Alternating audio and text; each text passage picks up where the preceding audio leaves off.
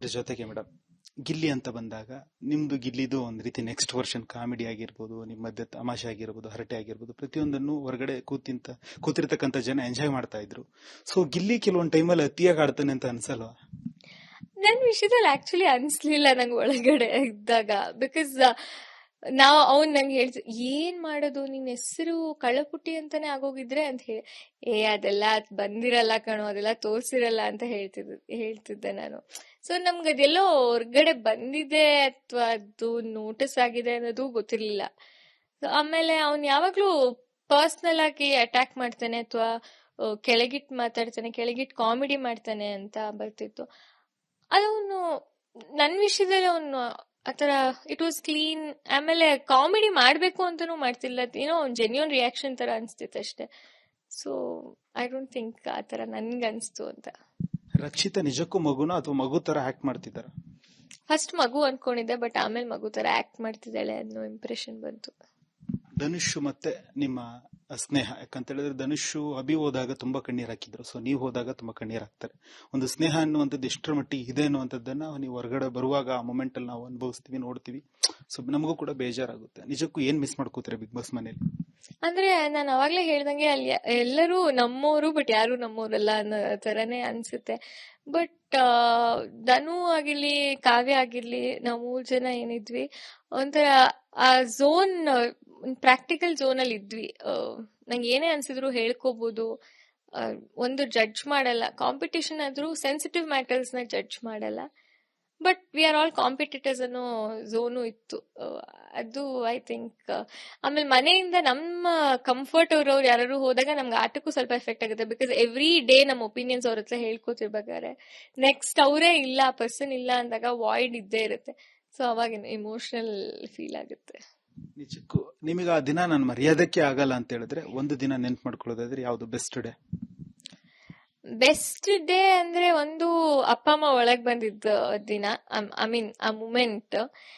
And ಇನ್ನೊಂದು ನನ್ college week, the entire week ನನ್ನ ಎವ್ರಿ ಡೇ ಒಂಥರ ಖುಷಿಯಾಗಿ ಎದ್ದೇಳ್ತಾ ಇದೆ.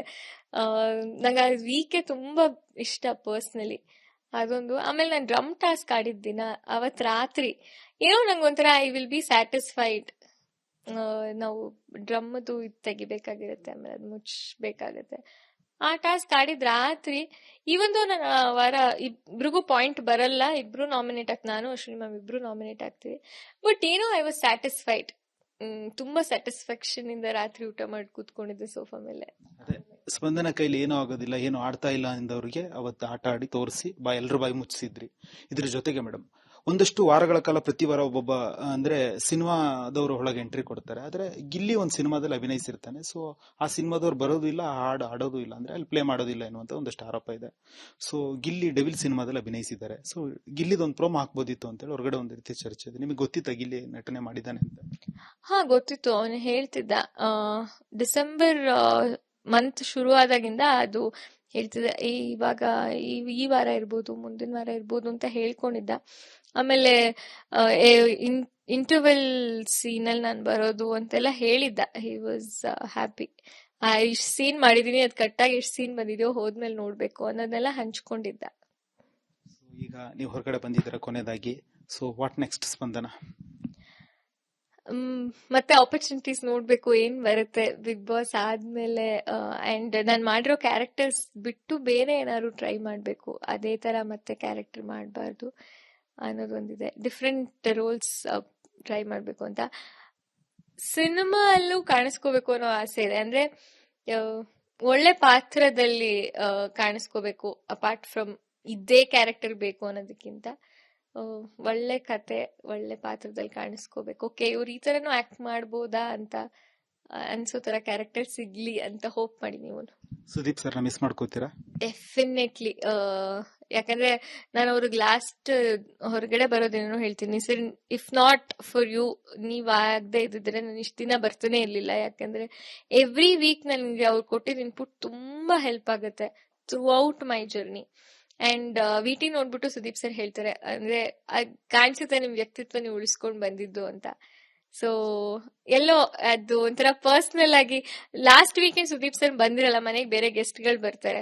ಅವಾಗ ಅದೇ ಒಂಥರ ನಾವ್ ಯಾರು ದಿಕ್ಕಿಲ್ದಿರೋ ಮಕ್ಳ ತರ ಆಗೋಗ್ಬಿಟ್ಟಿದೀವಲ್ಲ, ಸರ್ ಬರೋದು ಎಷ್ಟು ಮ್ಯಾಟರ್ ಆಗುತ್ತೆ ಅಂತ. ಡೆಫಿನೆಟ್ಲಿ ಅವ್ರನ್ನ ನೆಕ್ಸ್ಟ್ ವೀಕೆಂಡ್ ಮಿಸ್ ಮಾಡ್ಕೋತೀನಿ. ಎಲ್ರ ಬಗ್ಗೆ ಹೇಳಿದ್ರೆ ನಿಮ್ ತವ್ರ ಮನೆ ಬಗ್ಗೆನೇ ಹೇಳಲಿಲ್ಲ. ನಮ್ ತವ್ರ ಮನೆ ಯಾವ್ದು ಹೇಳಿ? ಕಲರ್ಸ್ ಕನ್ನಡ ಮನೆ ಮಗಳು ತಾನೆ. ಅಫ್ಕೋರ್ಸ್ ಕಲರ್ಸ್ ನಾನು 2 ಸೀರಿಯಲ್ ಮಾಡಿರೋದ್ರಿಂದ ಅದು ಒಂದು ಇದೆ ನನ್ಗೆ ಮನೆ ಮಗಳು ಅಂತ. And also I think Bigg Boss journey ಆದ್ಮೇಲೆ ನಾನು ಎಲ್ಲರ ಮನೆ ಮಗಳು ಆಗ್ಬೇಕು ಅಂತಾನೆ ಆ ಶೋಗ್ ಹೋಗಿದ್ದು ಕೂಡ. ಅದನ್ನ ಮಾಡಿದೀನಿ ಅಂತ ಅನ್ಸುತ್ತೆ ನನ್ಗೆ. And I am thankful for colours at the same time. ಯಾಕಂದ್ರೆ ಯಾರೋ ಒಬ್ರು ಆರ್ಟಿಸ್ಟ್ಗೆ 2 ಸೀರಿಯಲ್ ಕೊಡ್ತಾರೆ ಅಂದ್ರೆ it's not just one side. Mutually ಅವ್ರಿಗೂ ನಾವ್ ಇಷ್ಟ ಆಗೋ ತರ. ಇವಾಗ ಸಿನಿಮಾನು ಹಂಗೆ ಅಲ್ವಾ, ಒಂದ್ ಪ್ರೊಡಕ್ಷನ್ ಹೌಸ್ ಜೊತೆ ಒಬ್ರು ಕಂಟಿನ್ಯೂಸ್ಲಿ ಸಿನಿಮಾ ಮಾಡ್ತೀರಂದ್ರೆ ಏನೋ ಒಳ್ಳೇದ್ ಮಾಡಿದ್ದಾರೆ ಮ್ಯೂಚುಲಿ ಅಂತ. ಸೊ ಅದಕ್ಕೆ ಐ ಆಮ್ ವೆರಿ ಥ್ಯಾಂಕ್ಫುಲ್. ನನ್ನ ಲೈಫಲ್ಲಿ ತುಂಬಾ ವಿಷಯಗಳು ಚೇಂಜ್ ಆಗಿದ್ದು because of colours Kannada. So I am always thankful. Madam ಒಳ್ಳೇದಾಗ್ಲಿ. ಜೊತೆಗೆ ನಿಮ್ಮನ್ನ ಮಿಸ್ ಮಾಡ್ಕೋತಿರ್ತಕ್ಕಂಥ ಆಡಿಯನ್ಸ್ಗೆ ರಿಪಬ್ಲಿಕ್ ಕನ್ನಡದ ಮೂಲಕ ಏನ್ ಹೇಳ್ತೀರಾ? ಯಾಕಂತ ಹೇಳಿದ್ರೆ ಅವರು ಫಿನಾಲೆ ಕಪ್ ತರ್ತಾರೆ ಅಂತ ಹೇಳಿದ್ರು, ಕಪ್ಗಿಂತ ಹೆಚ್ಚಾಗಿ ಜನರು ಹೃದಯ ಗೆದ್ದಿದ್ದೀರಾ. ಸೊ ಆಡಿಯನ್ಸ್ಗೆ ಏನ್ ಹೇಳ್ತೀರಾ?